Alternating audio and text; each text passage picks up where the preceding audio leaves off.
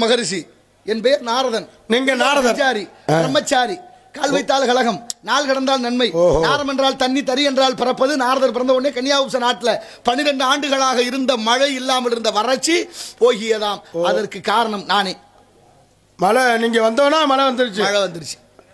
சரி சரி சரி. நீங்க வந்தோன்னா மழை வந்துச்சு, அதனால இங்க வந்துருக்கீங்க. இங்க சத்தம் கேட்டுச்சு வந்தேன். எங்க வந்திருந்து சத்தம் கேட்டுக்கிட்டே இருக்கு. எல்லா சத்தத்தையுமா கேட்க முடியுது? அதான் சொல்லுங்க. குயில் தான் கூவுது. ஆமா ஆமா, அது குயிலு கூவும், மத்ததும் கத்தும். குயிலு கூவுனா அது கொஞ்சம் இனிமையா இருக்கு. ஒரு பாட்டு சொல்லுவா, வாய்த்த திருநாகை வாகான தேவர் அடியால் பாவழுத்த நாவெடுத்து பாவாடினால் எட்ரா கழுதையினுடைய பட்டு கண்ணு சாட்டை எடுத்து அடிக்கணும்னு சொல்ல ஒரு பாட்டு இருக்கு. அப்படின்னா கழுதை கத்துன மாதிரி இருந்துச்சு அவ பாடின பாட்டு. அது மாதிரி எல்லா சத்தத்தையும் கேட்க முடியாதுல்ல. அது அப்படி ஏதாவது ஒரு சத்தத்துல ஒரு இனிமையான சத்தம் இருக்குல்ல. இருக்குல்ல. இனிய உளவாக இன்னாத கூட கனி இருப்ப காய்க ஒரு தட்டு. எது கனி எது காய்? கனி வந்து பழம். பழம்னா என்ன, கனினா என்ன? ஐயா, பழம்னா பழம், கனினா எலுமிச்சை கனி. அதுதான் கனியா? ஆமா. பழம்னா எது? பழம்னா வாழைப்பழம் இருக்கு, மாம்பழம் இருக்கு. வாழைப்பழம்னா நிறைய வந்துருச்சு வகை வகையா. எதை பழம் வாங்கிட்டு வாங்கினா எதை வாங்கணும்? பழம் வாங்கணும்னா பெரும்பாலும் நிறைய பழம் வாங்கிட்டு வாங்க. வாழைப்பழம் தான் நிறைய வாங்க. ஒண்ணு பழத்துல எந்த பழம்?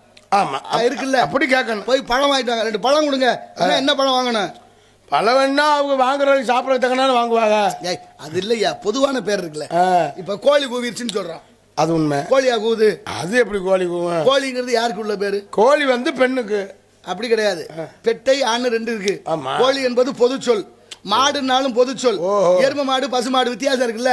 வானரங்கள் கனி கொடுத்து மந்தியோடு கொஞ்சம், மந்தி சிந்து கனிகளுக்கு வாங்கவிகள் கெஞ்சும். காணவர்கள் வழி இருந்து வானவரை அழைப்பர், வானவர்கள் வந்து வந்து காயசித்தி விளைப்பர். தேனருவி திரை எழும்பி வானில் வழி ஒழுகும், செங்கதிரோன் பரிக்காலும் தேர்க்காலும் வழுகும். கூணல் நம்பரமுடித்த குற்றால திரிகூட மலையங்கள் மலையேன்னு திரிகூட ராசப்பக்க விநாயகர் பாடுறார் குற்றால குறவஞ்சி நூலிலே. சரி, வானரங்கள் கனி கொடுத்து மந்தியோடு கொஞ்சம். மந்தினா என்ன? வானரம்னா என்ன?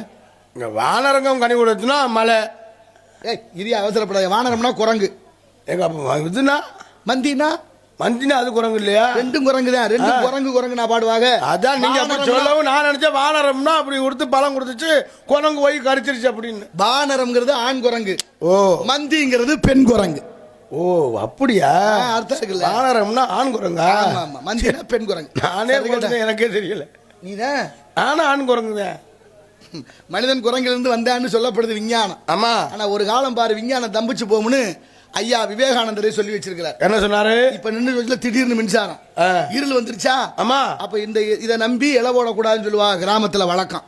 சொல்லுவாங்கல்ல, இதை நம்பி இலை போடாதீங்க, வேற விளக்குது வச்சுக்கங்கன்னு. அந்த காலத்துல தீப்பந்தம் வச்சுக்கிட்டு இருந்துச்சு.